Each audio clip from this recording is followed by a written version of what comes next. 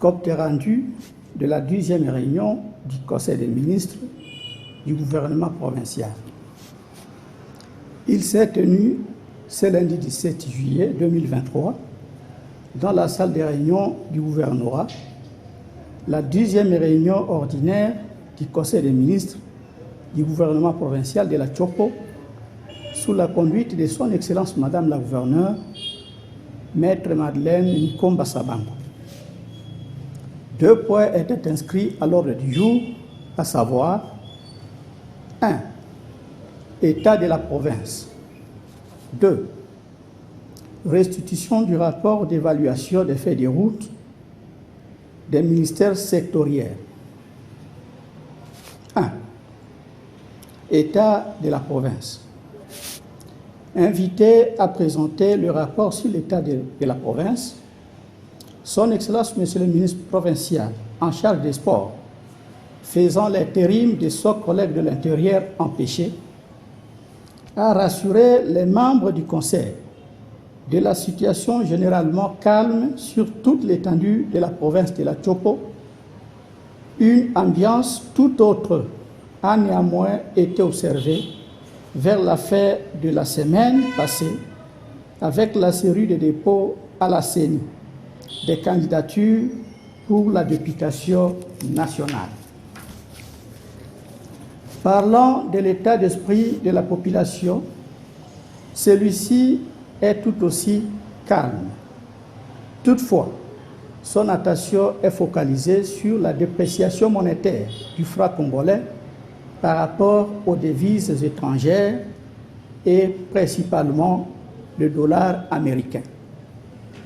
Les prix des produits de première nécessité ont-ils connu un renchérissement, amenuisant ainsi le pouvoir d'achat de nos populations.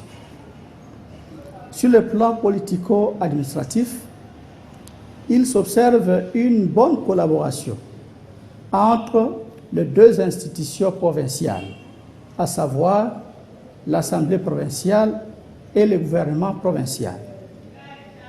Sur le plan sécuritaire, malgré l'accalmie observée dans la ville de Kisangani, quelques faits saillants ont été signalés sur l'axe Ubundu-Opala, avec quelques barrières tracassières érigées. Des produits mixtes s'y poursuivent encore.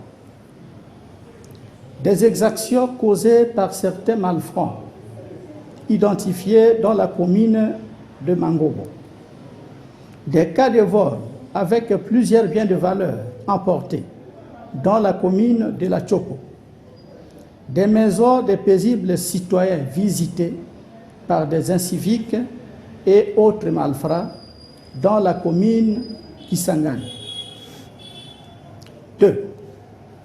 Restitution du rapport d'évaluation des faits des routes sectorielles des ministères provinciaux. Abordons le 2e point relatif à l'évaluation des faits des routes des ministères provinciaux. Son Excellence Madame la Gouverneure de province a invité le secrétaire exécutif du gouvernement provincial à présenter l'économie du rapport relatif assorti des résultats chiffrés de cette évaluation. Prenons la parole. Le secrétaire exécutif du gouvernement provincial a d'abord résumé l'approche méthodologique et a conduit à cette évaluation avant de s'appesantir sur les résultats ministère par ministère. De ces rapports, il ressort que les résultats ont été moyennement satisfaisants. Sur ces points, Son Excellence Madame la Gouverneure a exhorté les ministres provinciaux à s'impliquer personnellement dans l'exécution des faits des routes qu'eux-mêmes ont présentés et a invité chacun à faire la restitution des résultats obtenus auprès de leurs cabinets respectifs pour dispositions utiles à prendre afin d'améliorer les performances attendues d'eux.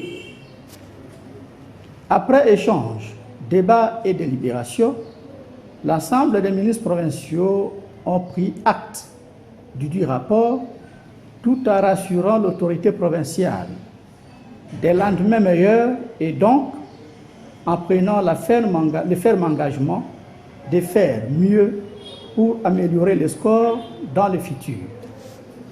Aussi ont-ils remercié l'autorité provinciale pour ce bel exercice d'évaluation à mi-parcours qui s'inscrit si heureusement dans le cadre du devoir de redevabilité, une des exigences de la gestion axée sur les résultats.